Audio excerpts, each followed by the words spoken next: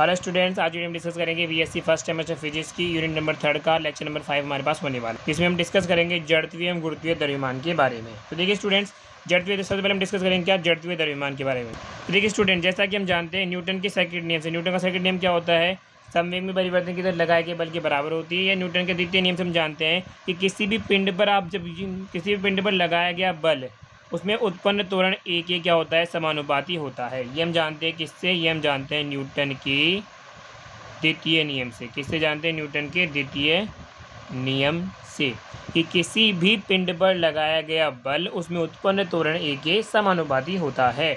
अब यहाँ से बात करें, अगर समानुपाती के साइन को हटाए तो F बराबर हमारे पास क्या आ जाता है, एम ए। जहाँ एम हम बात करते हैं तो एम हमारे पास क्या है, एक अनुपाती है, क्या तो समानुपाती नियतांक है। क्या है हमारे पास, समानुपाती नियतांक है। ये हम जानते हैं समानुपाती नियतांक है जो किस पर निर्भर करता है, जो पिंड पर कार्यरत बल F तथा उसमें उत्पन्न जो त्वरण है ना ए के बीच हमें संबंध को बता रहा है। यहाँ पे बात समझ में आई। अब देखो क्या करते हैं, अगर हम जानते हैं यहाँ पे एक चीज़ नोटिस करने वाली है, अगर मैं m की वैल्यू बढ़ाती हूँ, यानी किसी पिंड पर अगर मास बढ़ाता हूँ ना, ध्यान रखना m की वैल्यू जैसे जैसे बढ़ाऊंगा तो उसमें उत्पन्न त्वरण ए की जो ए होगा उसका त्वरण कम हो जाएगा। क्योंकि देखो मास बढ़ने से क्या है कि वेलोसिटी कम हो जाएगी, और वेलोसिटी कम होगी मतलब वेलोसिटी में चेंज कम होगा, तो त्वरण हमारे पास क्या हो जाएगा, कम हो जाएगा। कि इस तरीके से क्या है कि जड़त्व की प्रॉपर्टी को सेटिस्फाई कर रहा है, ठीक है ना। तो हम क्या करते हैं कि जड़त्व के गुण द्वारा अगर आपने मान के इस m की वैल्यू क्या निकाली, ये जो m है ना हमारे पास, इस m की वैल्यू को हम जड़त्व की प्रॉपर्टी के द्वारा निकाल लेना, तो जड़त्व की प्रॉपर्टी के द्वारा जब इस m की वैल्यू निकाली जाती है तब इस m को ही हम क्या कहते हैं, जड़त्वीय द्रव्यमान या जड़त्वीय मास कहलाता है हमारे पास। ये समझ में आया कि आप क्या करो कि जड़त्व की प्रॉपर्टी लगाओ एक बार, और जड़त्व की प्रॉपर्टी लगा के इस वाले m की वैल्यू जो नियतांक आया ना हमारे पास, इस नियतांक को जब जड़त्व की प्रॉपर्टी के द्वारा इस नियतांक की वैल्यू फाइंड आउट की जाती है तब ये नियतांक हमारे पास क्या कहलाता है, जड़त्वीय द्रव्यमान कहलाता है। समझ में आया। अब यदि मान के चलो हमने दो पिंड ले लिए, मान चलो एक पिंड हमारे पास ये, एक पिंड हमारे पास ये है, दो पिंड ले लिए, इनके जड़त्वीय द्रव्यमान मैंने मान लिए एक का m1 है, एक का m2 है, ठीक है ना। m10 m2 है, दोनों के ऊपर जो फोर्स काम कर रहा है वो दोनों के ऊपर फोर्स की वैल्यू क्या है, बिल्कुल सेम है, F। दोनों के ऊपर क्या है भैया, समान बल काम कर रहा है। दो पिंड है जिनके द्रव्यमान में क्या मान ली, m1 m2 है, और दोनों के ऊपर बल हमारे पास क्या है, समान बल काम कर रहा है, तथा इनमें उत्पन्न त्वरण m वाला पिंड है ना उसमें उत्पन्न त्वरण तो हमारे पास a1 हो गया, और m2 वाला उत्पन्न त्वरण है उसमें क्या हो जाएगा, हमारे पास a2 है। तब हम समीकरण नंबर 1 से प्रथम पिंड के लिए बात करें, अगर किसके लिए बात करें, प्रथम पिंड के लिए हमारे पास क्या आ जाएगा, F इजिकल्स टू आ जाएगा m1 a1, और द्वितीय पिंड के लिए हमारे पास क्या आ जाएगा, F हमारे पास आ जाएगा m2 a2 आ जाएगा हमारे पास, ठीक है ना। अब समीकरण नंबर 1 से दोनों में देखिए बल तो क्या है, समान है, तो यहाँ से क्या आ जाएगा, m1 a1 बराबर आ जाएगा किसके, m2 a2 के हमारे पास। या हम क्या कर सकते हैं, m1 m2 इजिकल्स टू क्या आ जाएगा, a2 a1 आ गया हमारे पास।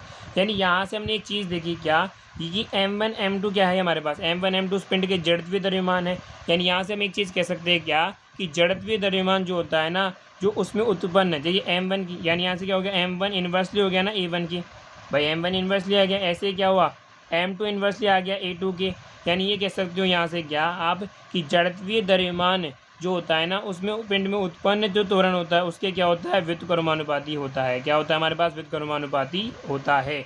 एक ये बात भी याद रखना कि जड़त्वीय द्रव्यमान तुम किसे कहेंगी, कि अगर जड़त्व के गुण द्वारा आपने इस m की वैल्यू फाइंड आउट की तो ये m के मान ही क्या कहलाता है, आपका जड़त्वीय द्रव्यमान कहलाता है। इसके अलावा देखिए आपसे क्वेश्चन पूछ सकता है क्या, कि पिंड का जड़त्वीय द्रव्यमान जो होता है ना वो उसमें उत्पन्न त्वरण के व्युत्क्रमानुपाती होता है, तब आपको ये वाला छोटा स्टेप भी प्रूव करके दिखाना होगा। अब देखिए जो मैंने आपको समझाया उसकी डेफिनेशन भी चेक कर लेते हैं एक बार। जो यहाँ पे देखो नोट्स में आपको कैसे बनाना है वो बता देता हूँ। न्यूटन के द्वितीय नियम के अनुसार किसी पिंड पर आप जानते हो कार्यरत बाह्य बल उसमें बल के कारण उत्पन्न त्वरण के अनुक्रमानुपाती होता है, अर्थात F समानुपाती A। हमने ये लिखा था न्यूटन के द्वितीय नियम से। देखो यहाँ पे क्रॉस चेक करते चलो।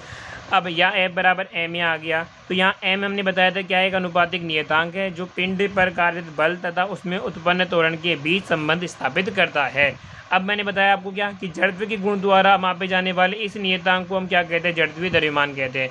कि अगर m की वैल्यू आपने जड़त्व की प्रॉपर्टी के द्वारा निकाली, जो मैंने बता दिया आपको कैसे निकालना है, तो इसको क्या कहोगे आप, जड़त्वीय द्रव्यमान कहोगे।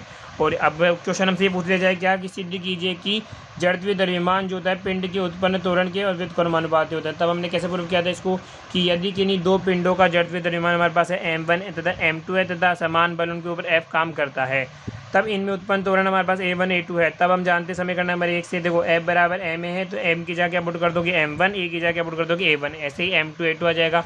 अब देखिए 2/3 में एफ की वैल्यू समान है तो दोनों क्या कर दोगे, अब इक्वल कर दोगे। यहाँ से एम F2 इसके नीचे आ जाएगा, A2 के नीचे चला जाएगा A1, यानी M और A1 का रिलेशन कैसे हो गया, इन्वर्सली हो गया ना, व्युत्क्रमानुपाती हो गए। यही हमें अगर पूछे तो प्रूफ करना है। इसके बाद देखिए नेक्स्ट हम आगे बढ़ते हैं।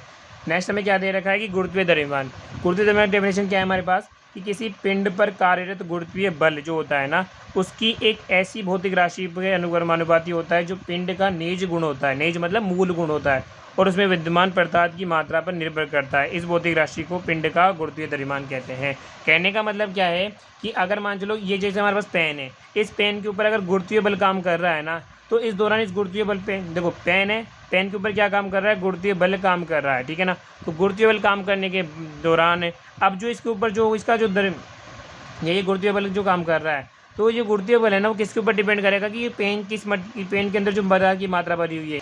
ठीक है, इन शॉर्ट में हम ये कह सकते हैं कि जो पेन अगर पेन के ऊपर गुरुत्वीय बल काम कर रहा है ना, इस दौरान इसका जो मास होगा ना वही क्या हो जाएगा भैया, गुरुत्वीय द्रव्यमान हो जाएगा। कब, जब इसके ऊपर गुरुत्वीय बल काम कर रहा होगा। समझ में आया। इन शॉर्ट में आप ऐसे याद रख सकते हो कि जब पेन का जो मास है ना वही गुरुत्वीय द्रव्यमान कहलाएगा। कब, जब इसके ऊपर गुरुत्वीय बल काम कर रहा हो।